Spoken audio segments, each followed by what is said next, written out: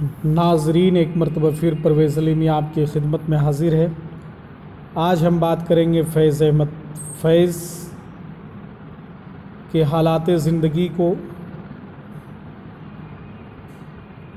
آئیے اگر ہم فیض احمد فیض کی زندگی اور اس کے حالات کو دیکھتے ہیں تو کچھ یوں باتیں سمجھ میں آتی ہیں۔ عصر جدید کے مقبول ترین شاعر فیض احمد فیض کا اصل نام فیض محمد خان تھا۔ پردادا کا نام سربلند اور دادا کا نام صاحبزادہ خان تھا۔ فیض کے والد کا اصل نام سلطان بخش تھا، لیکن انہوں نے خود اپنا نام بدل کر سلطان محمد خان کر لیا اور اسی نام سے مشہور ہوئے۔ فیض کی والدہ کا نام سلطان فاطمہ تھا۔ فیض کے 3 بھائی اور 5 بہنیں تھیں۔ ان کی بڑی بہن بی بی گل نے ان کے نام اس طرح بتائے ہیں: حاجی طفیل احمد خان، فیض احمد فیض، major Inayat Allah Bashir Ahmad, Begum be be گل، بیگم جمیلہ، بیگم نجیب اللہ خان، بیگم اعظم علی خان، رشیدہ سلطانہ۔ 2 بھائی اور 3 بہنوں کا انتقال فیض کی زندگی میں ہی ہو گیا تھا۔ فیض کی ولادت کی مختلف تاریخیں بتائی جاتی ہیں، لیکن فیض نے خود اپنے قلم سے تاریخ ولادت لکھ کر یہ اختلاف کو ہمیشہ کے لیے ختم کر دیا۔ فیض لکھتے ہیں: تاریخ پیدائش اسکول کے کاغذات میں 7 جنوری 1911 ہے اور کہیں 7 جنوری 1912 درج ہے۔ اور فیض احمد فیض یہ بھی فرماتے ہیں کہ میں نے حال ہی میں اپنے ایک دوست سے فرمائش کی تھی کہ وہ سیال کوٹ کے دفتر بلدیہ کے پیدائش کے اندراجات کا ریکارڈ دیکھ کر صحیح تاریخ معلوم کرنے کی کوشش کریں۔ ان کی تحقیق کے مطابق بلدیہ کے کاغذات میں 13 فروری 1911 تاریخ پیدائش درج ہے۔ فیض قصبہ کالا قادر، ضلع سیال کوٹ، پاکستان میں پیدا ہوئے۔ ان کے والد سلطان محمد خان اپنے وقت کے مشہور بیرسٹر اور ادب دوست انسان تھے۔ علامہ اقبال، سر عبدالقادر اور سر شفیع سے لندن میں دوستی ہوئی تھی۔ ہندوستان میں مولانا سید سلیمان ندوی اور ڈاکٹر سید ضیاء الدین جیسے علماء ان کے دوستوں میں شامل تھے۔ سلطان صاحب علی گڑھ مسلم یونیورسٹی کی کورٹ کے رکن بھی رہے۔ انجمن اسلام سیال کوٹ کے صدر اور انجمن حمایت اسلام کے انتظامیہ کے اہم رکن بھی رہے۔ انہوں نے انگریزی میں افغانستان کے دستوری قوانین اور امیر عبدالرحمن کے سوانح عمریں لکھی۔ انہوں نے جب سیال کوٹ میں وکالت شروع کی تو خوب چمکی۔ فیض کی بڑی بہن بی بی گل کے قول کے مطابق سلطان صاحب نے جب وکالت میں ترقی کی تو گھر میں عزیزوں اور مہمانوں کی تعداد روز بروز بڑھنے لگی اور کچھ ہی دنوں میں نوبت یہاں تک پہنچی کہ 1 من آٹے کی روٹیاں پکنے لگی۔ گھر میں 6 بھینسیں، 4 گھوڑوں کی گاڑیاں، 3-4 کاریں اور 40 ملازموں کی پوری پلٹن تھی۔ فیض کے والد سلطان محمد خان کا انتقال 1931 میں ہوا۔ والد کی زندگی تک فیض نے بڑی رئیسانہ زندگی بسر کی۔ فیض کی تعلیم کا آغاز دسمبر 1915 میں ہوا۔ ابتداءً انہوں نے قرآن مجید حفظ کرنا شروع کیا، جو 3 پارے سے آگے نہ بڑھ پائے۔ پھر 1916 میں انہیں یعنی کہ فیض احمد فیض کو مولوی ابراہیم سیالکوٹی کے مکتب میں داخل کرا دیا گیا، جہاں انہوں نے 5 سال تک عربی اور فارسی کی تعلیم حاصل کی۔ 1921 میں انہیں سیالکوٹ کی اسکاچ مشن اسکول میں داخل کر دیا گیا۔ 1927 میں فیض نے میٹرک پاس کیا اور فرسٹ ڈویژن حاصل کی۔ 1929 میں انٹر اور 1931 میں گورنمنٹ کالج لاہور سے BA اور پھر عربی میں BA آنرس کیا۔ 1933 میں گورنمنٹ لاہور کالج سے انگریزی میں MA کیا اور 1934 میں اورینٹل کالج لاہور سے عربی میں بھی MA کیا۔ سارے امتحانات انہوں نے بڑے اعزاز کے ساتھ کامیاب کیے۔ فیض کی عملی زندگی کا آغاز 1935 سے ہوتا ہے۔ چنانچہ उसी साल वो अमृतसर के मुस्लिम Anglo oriental college MO college में अंग्रेज़ी के लेक्चरार मुकर्रर हुए। 1938 में माहनामा अदब लतीफ़ की इदारत के फ़राइज़ भी अंजाम दिए। 1940 में लाहौर के हेली कॉलेज में अंग्रेज़ी के उस्ताद मुकर्रर हुए। उन्हीं दिनों डॉक्टर दीन मोहम्मद तासीर अमृतसर के MAO कॉलेज के प्रिंसिपल थे। डॉक्टर साहब ने एक अंग्रेज़ी खातून क्रिस्टाबेल जॉर्ज से शादी कर रखी थी, यानी कि डॉक्टर दीन मोहम्मद तासीर ने। उन खातून की छोटी बहन एलिस कैथरीन जॉर्ज जब 1938 में अमृतसर आईं तो उनकी फैज़ से मुलाकात हुई। पहली ही मुलाकात में दोनों एक दूसरे के शैदा हो गए। फैज़ को शादी के लिए अपने वालिदैन को राज़ी करने में बहुत ज़्यादा वक्त लगा। जब वालिदैन राज़ी हो गए तो 1941 को कश्मीर में उन दोनों की शादी हो गई। महाराजा कश्मीर के गिरोहों के महमल में उनका निकाह शेख अब्दुल्ला ने पढ़ाया। बारात में कुल 3 आदमी थे। फैज़, उनके बड़े भाई तुफ़ैल अहमद ख़ां और फैज़ के एक दोस्त नईम। निकाह के बाद फैज़ और उनकी बेगम ने शेख अब्दुल्ला और उनकी बेगम की जानिब से दी गई दावत में शिरकत की। दावत के बाद मुशायरा हुआ जिसमें जोश मलिहाबादी और मजाज जैसे अजीम शायर ने शिरकत की। कश्मीर में 3 दिन क़याम के बाद फैज़ और एलिस लाहौर आ गए। फैज़ की वालदा ने मशरक़ी रिवायत के मुताबिक एलिस को दुल्हन बनाया, सुर्ख जोड़ा पहनाया, चीनी ब्रोकेट का गरारा और गोटे किनारे का दुपट्टा। एलिस ने ये लिबास बखुशी पहना। उनकी बस एक शर्त थी कि वो बुर्का नहीं पहनेंगी। उनकी ये शर्त मान ली गई।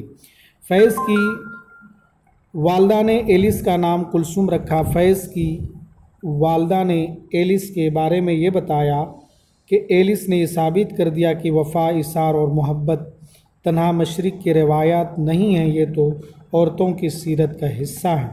फैज़ की 2 साहबजादियाँ हैं। बड़ी साहबजादी सलीमा 1942 में और छोटी मुनीज़ा 1945 में पैदा हुई।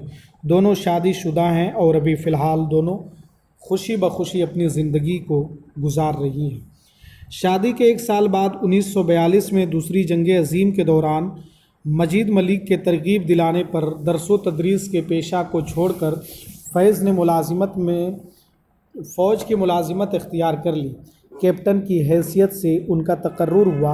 उनका ताल्लुक़ शोबे ताल्लुक़ात आम्मा से था और उनके ज़िम्मे मुख्तलिफ़ महाज़ों पर हिंदुस्तानी सिपाहियों के लिए पब्लिक रिलेशंस या इत्तलात बहम पहुँचाने का काम था, यानी फ़ौजी अखबारात और रसाइल वग़ैरह की इशाअत, रेडियो पर फ़ौजी प्रोग्राम और कुछ ब्रिटिश इंडियन आर्मी की हाई कमान को सियासी मशवरे देने का काम था। 1943 में फैज़ मेजर और 1944 में लेफ्टिनेंट कर्नल बना दिए गए। फ़ौज में बेहतरीन कारकर्दगी के सिले में हुकूमत बरतानिया ने फैज़ को 1946 में MBE यानी कि member of order of British empire का खिताब दिया। इस खिताब के बारे में डॉक्टर अयूब मिर्ज़ा के एक सवाल के जवाब में फैज़ ने यह बताया कि हमने उसे फ़ाशिज़्म के ख़िलाफ़ अपनी जिद्दोजहद की कामयाबी तस्वुर किया। 1946 में फैज़ ने फ़ौजी खिदमात से इस्तीफ़ा दे दिया और 1947 के आगाज़ से अंग्रेज़ी रोज़नामा पाकिस्तान टाइम्स से वाबस्ता हो गए। फिर रोज़नामा इमरोज़ के एडिटर मुकर्रर हुए। इसके अलावा हफ्त रोज़ा लैलो नहार के चीफ़ एडिटर भी रहे। 1951 में फैज़ लियाकत अली ख़ां की हुकूमत का तख्ता उलटने की साजिश में गिरफ़्तार कर लिए गए। ये केस रावलपिंडी साजिश केस के नाम से मशहूर है। वो 4 साल 1 माह और 11 दिन तक जेल में रहे, जिसमें 3 महीने कैद तन्हाई की सज़ा आपने काटी। उनकी बेशतर नज़में उसी ज़माने कैद की यादगार हैं। 20 अप्रैल 1955 को उन्हें जेल से रिहाई मिली। दूसरी बार जनरल अयूब खां की हुकूमत का तख्ता उलटने की साजिश में दिसंबर 1958 में सेफ्टी एक्ट के तहत गिरफ़्तार हुए और अप्रैल 1959 में तकरीबन 5 महीने बाद رہا کیے گئے۔ اسی سال ایشیا اور افریقہ کے ادیبوں کی پہلی کانفرنس تاشقند میں منعقد ہوئی، جس میں فیض نے ترقی پسند تحریک کے لیڈر کی حیثیت سے شرکت کی۔ اپریل 1959 میں ہی فیض پاکستان آرٹ کونسل لاہور کے سیکریٹری مقرر ہوئے۔ اس خدمت پر وہ جون 1962 تک فائز رہے۔ اگست 1962 میں فیض کو دنیا کا مشہور لینن امن ایوارڈ ملا۔ فیض پہلے ایشیائی شاعر تھے جنہیں یہ اعزاز ملا تھا۔ 1964 ہی میں فیض نے انگلستان، روس، الجیریا، مصر، لبنان اور ہنگری کے لمبے سفر طے کیے۔ یکم اپریل 1964 میں فیض سر عبداللہ ہارون کالج کے پرنسپل مقرر ہوئے۔ انہوں نے ستمبر 1968 میں کراچی میں ادارہ یادگار غالب قائم کیا اور اسی سال 1968 میں علامہ اقبال پر فلم بنائی۔ 1972 میں فیض پاکستانی قومی ادبی اکیڈمی کے صدر مقرر ہوئے اور 1979 میں بیروت میں انگریزی میگزین لوٹس کے مدیر بنے۔ 1981 میں ہندوستان کے مختلف مقامات چندی گڑھ، دہلی، لکھنؤ، الہ آباد، بھوپال اور بمبئی میں جشن فیض منایا گیا۔ جولائی 1984 میں لندن یونیورسٹی میں فیض سیمینار ہوا جس میں فیض بھی شریک ہوئے۔ فیض دمے کے مریض تھے۔ 19 نومبر 1984 کی شام وہ اپنی صاحبزادی کے گھر مدعو تھے۔ انہیں رات کا کھانا اپنی شہزادی کے گھر کھانا تھا۔ وہ خلاف معمول دیر سے پہنچے۔ ان کی طبیعت ٹھیک نہیں تھی، چکر آ رہے تھے۔ انہیں لٹا دیا گیا۔ 9:30 بجے وہ کھانا کھائے بغیر چلے گئے۔ 10:15 بجے ان کی طبیعت اور زیادہ خراب ہو گئی۔ دمے کا شدید دورہ پڑ گیا۔ ڈاکٹر کو بلایا گیا۔ بلڈ پریشر بہت کم تھا۔ ڈاکٹر کے مشورے پر انہیں لاہور کے میو اسپتال میں داخل کر دیا گیا۔ صبح تک ان کی حالت بہتر ہو گئی لیکن خون کی ضرورت تھی۔ ان کے نواسے علی نے خون دیا۔ پھر خون کی ضرورت پڑی۔ اس دفعہ حمیرہ ہاشمی نے خون دیا۔ وقت آ چکا تھا۔ 20 نومبر 1984 کی دوپہر 1:20 پر بے چین روح کو ہمیشہ کے لیے ابدی سکون حاصل ہو گیا۔ انا للہ و انا الیہ راجعون۔ لاہور کے ماڈل ٹاؤن قبرستان میں حفیظ جالندھری کے مزار کے قریب انہیں دفن کر دیا گیا۔ فیض کی وفات پر صدر جمہوریہ ہند جناب ذیل سنگھ نے اپنے تاثرات کا اظہار کرتے ہوئے تعزیتی پیام میں کہا کہ فیض عالمی شہرت یافتہ شاعر تھے۔